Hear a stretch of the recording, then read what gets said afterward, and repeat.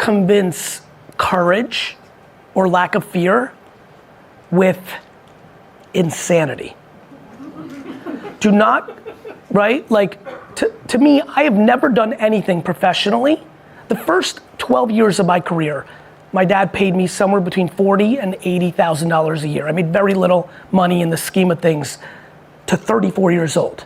During that time, I almost bought nothing.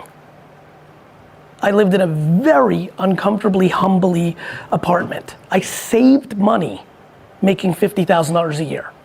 When you think about things like losing your house, like when I say sell your home and then go live in an apartment so that you can buy yourself 2 years of coverage to go start something, that's about regret. That's different than having some random idea and maxing your credit cards out. Like, there's frivolous and then there's strategic for your happiness. And so it's very nuanced and it has to be important. This is also why I tell everybody in their 20s, if you're 20 to 30, you should be doing nothing but high risk behavior. This is how the world has everything backwards. We tell kids that at 22, it's time to get serious. And they should have everything figured out. And you must go get a practical job. They're gonna live to 100. That is insane. From 22 to 30, every human on earth should live with 4 roommates in a shithole, sorry. I'll let you on.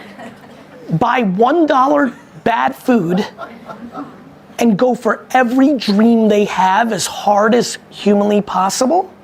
Now, if you're gonna be that kid and you're gonna go for your dream, pay attention to this next part. And you're not allowed to ask your parents for money. Your parents should not be the funder of your dream.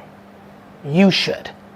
Because if your parents are, you will become an entitled loser.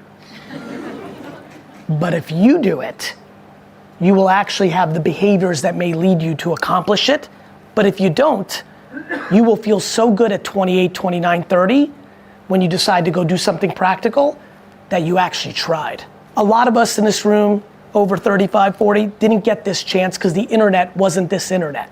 But the world we live in now, the most practical thing every 22 to 30 year old should do is to go for it. But that's different than like, hey, I have a 3-year-old child. I've got this idea, it's gonna be the next Facebook. And you mortgage everything on this wild dream. There's too much delusion. That's very different than strategic, practical happiness reset. So just wanna make sure we have that calibrated. We've got time for one more question. Hi, Gary.